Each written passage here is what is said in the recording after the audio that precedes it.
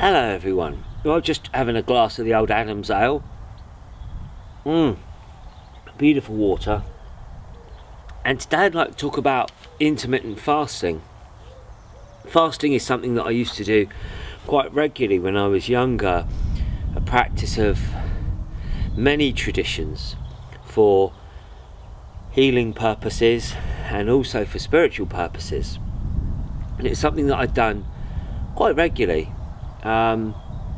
Sometimes every week. One day I would have a day just with water, with no food. And then when I went to India about 20 odd years ago, I was staying at an ashram, and one of the monks said, "No, we don't recommend that people fast if they're quite thin. That people have fruit." So there's different rules about fasting, and it's all individual. Okay. So if you're going to undertake any change in your diet, do so with the consultation with your doctor. Okay, so it's just for information purposes only. But something that has come about more in recent years, certainly into my knowledge, is this idea of intermittent fasting, where generally you will only eat in an 8-hour period of the day, and then that means for 16 hours you're not eating. Now, what's the benefits of doing this? Well, we have 3 cycles, 3 rhythms within our own lives, okay? So between 4 a.m. and noon, 12 noon, so that's about noon now, we're in a process of detoxification, right? So we're letting go. So if you get up in the morning, and in England, the traditional full English breakfast, which Philip Day refers to as a heart attack on a plate, imagine your body is in a process of detoxification, and you're putting in what the World Health Organization, if you want to talk about this full English, the World Health Organization says processed meat is a level 1 carcinogen. So your body's trying to detox. What are you doing to it? You know, I mean, that's crazy, isn't it? Like, shouldn't we be telling everyone this? Like, shout it out, everyone. So possibly in the morning you want to have more of this. You want to have more pure water early in the morning to assist that. And then from 12 noon to 8 p.m. So that's a kind of window that I'm today just going to eat my food within this. That's a simulation. So you're taking on board. So maybe you've had some food, a smoothie or something, or juice or whatever it might be, and then your body is assimilating it, right? Then what happens between 8 o'clock and 4 a.m. is you go into repair and rest. So that's why, if you can get in some of those hours, the yogis recommend before midnight, some sleep before midnight, it can be very restful. And then that process of detoxification, assimilation, repair and rest continues, these 3 cycles. If we work with those cycles, we're going to be on the journey to well-being. Makes sense, doesn't it? Absolutely makes sense. So let's just some of these things that I've printed out here, some of the benefits of fasting.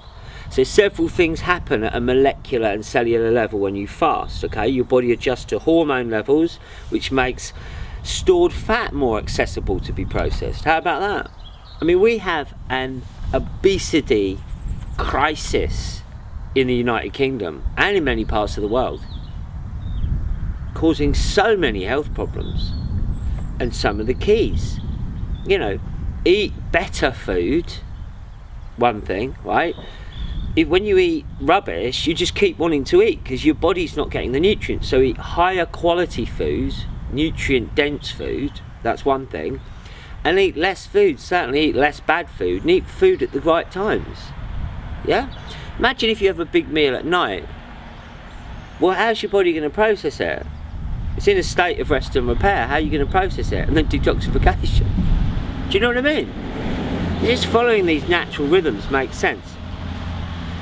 Your cells, when fasting, initiate important repair processes and even change the expression of genes. Yes, genes are malleable, right? It's not just that your genetic code is set. No, it's not at all. It's affected by thought, feelings and our environment. Okay? It's so important. So when you fast,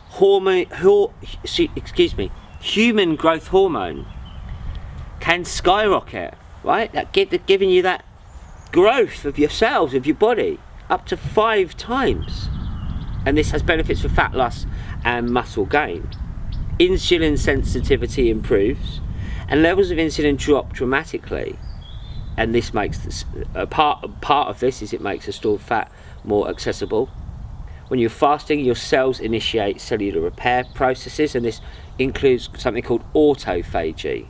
This is where the cells actually will digest and they remove the old and the dysfunctional aspects of our body, the proteins within the cells, and bring about that process of repair and renewal.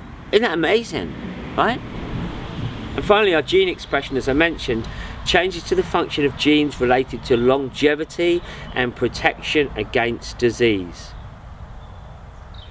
These changes in hormone levels, cell function and gene expression are responsible for the benefits of intermittent fasting. Now you would think with all of those things that are free to do, don't cost you anything, right? Wouldn't this be being shouted out everywhere to help people's health? Well, I'm shouting it out right now. I'm feeding myself as well, getting the free electrons of the earth as my feet are on the earth. I'm feeding myself with the light of the sun, and obviously my body's absorbing some vitamin D. Bit more now.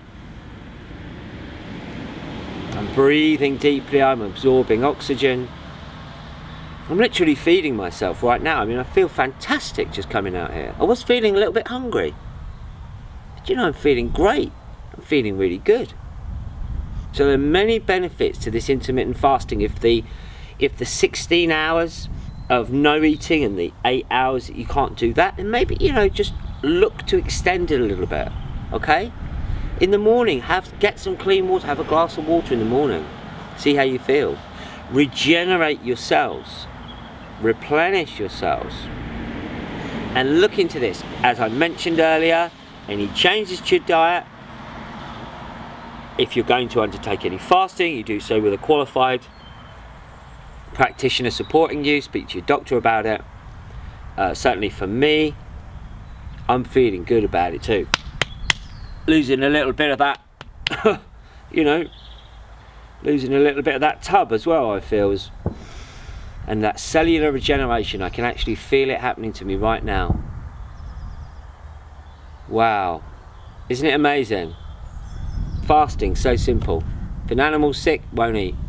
It's a natural process. Sometimes the body actually will expel food, won't it? You're sick, or you know, because it wants just to have that time of not eating. So the intermittent fasting is a good way to do it, because you're still eating, you're just giving yourself that break. I hope this information has been useful. I'm enjoying it out in the sun. Hope you're enjoying the journey of well-being. Please do share these videos, like and subscribe to the channel. It's really appreciated. Your support's appreciated. Have a look at all the other videos and the work we do at World Healing Project. I wish you a wonderful day. Thank you very much.